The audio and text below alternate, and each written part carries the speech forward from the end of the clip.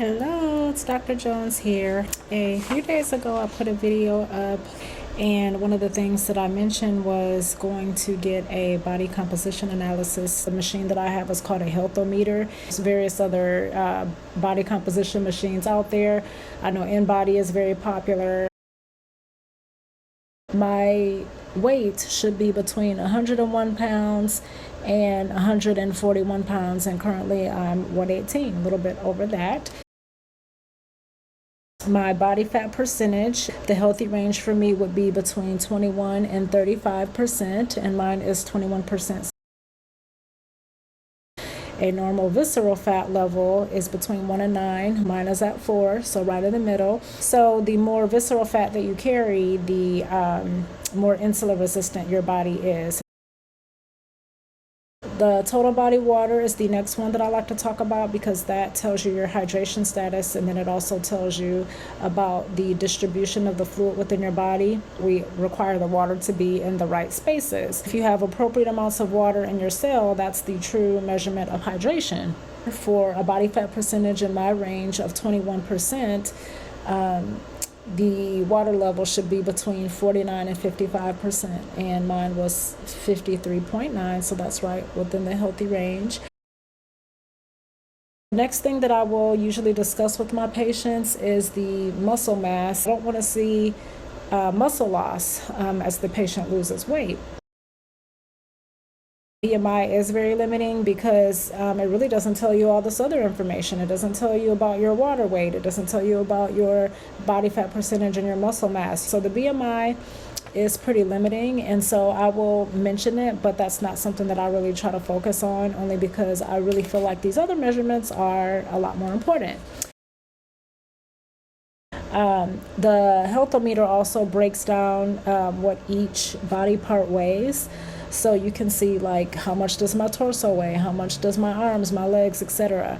People just are programmed to store fat in certain areas of their body.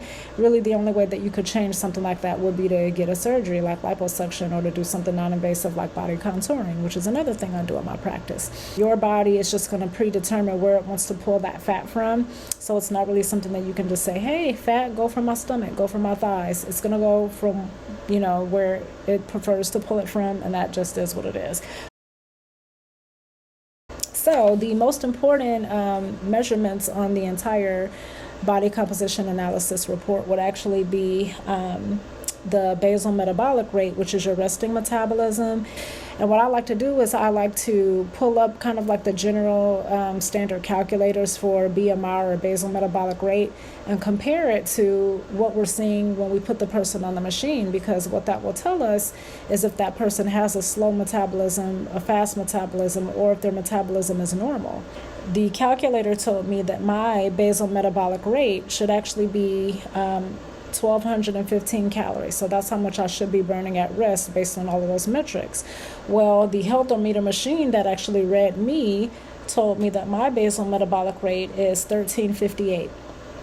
I didn't always have these numbers. There was one time where I was actually pushing 200 pounds, and my numbers did not look like this at all. This number changes. It depends on your activity levels, your current health, your age, your diet, other things that you're taking, supplements, etc., medications. All of those things can affect this basal metabolic rate, and so because it can change fairly often, that is why this body composition analysis is so important. Let's just say, it's what mine used to be, which was 1,100. That's your resting metabolism, and you're not getting a whole lot of activity because you have a sedentary job, like I did. I had a desk job when I was really heavy. So if that's your basal metabolic rate, you're not getting much steps throughout the day because you're sedentary. Maybe you're not working out because you're really busy, and you're only burning around 1,100, 1,200 calories per day. That's going to be pretty difficult for you to get a calorie deficit. Most experts recommend that you don't go below 1,200 calories. I happen to disagree with that. I think the person needs to look at their basal metabolic rate, their resting activity rate, and then they determine what their calorie intake should be for weight loss based on them specifically, not just what the experts say for the general population. But as you can see, 1,200 calories, that's not going to work for somebody that has a basal of 1,100 calories and they're not getting much activity. They're going to continue to gain weight even with the 1,200 calorie diet. You have to know what your specific metabolism is doing. You cannot base it off of what Susie has or what you've seen or what the person at the gym says. If you don't know what's going on in your body, you're probably not going to get anywhere with weight loss, because you're going to be following those standard plans that are set for the average Joe when you're not the average Joe. As you can see, my numbers are different now. Basal metabolic rate was a lot slower. I had a thyroid problem that wasn't diagnosed. I had hormone issues that were not addressed at the time.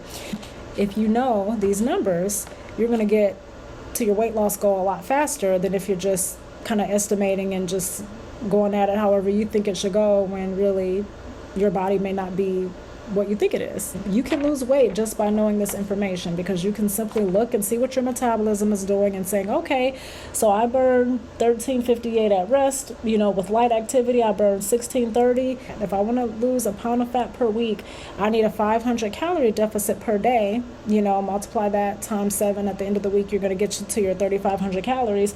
So I'm simply going to say, okay, if I subtract 500 calories from the 1630 because I'm getting light activity, then that means I can eat 1,130 calories. I think I did the math right.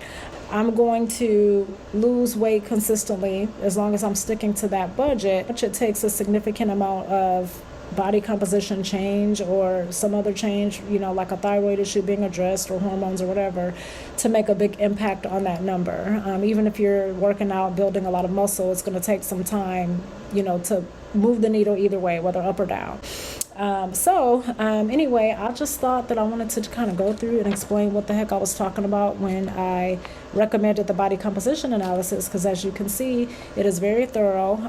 It's specific to you, and again, it's going to tell you exactly what you need to do to lose weight from a calorie standpoint. It doesn't really matter what you eat at that point. As long as you have your calorie deficit, you're going to achieve your goal. But it will help you at least create a eating strategy around what your metabolism is doing, so that you can ensure that you have that calorie deficit consistently, because it's all about consistency when it comes to weight loss. If you're looking to lose weight, go find someplace, whether it's my office or whether it's the gym or nutrition shop or whatever, to get started with a body composition analysis. The more information you have about yourself, the better that you can target your weight loss journey. You guys have an awesome day. See you next time.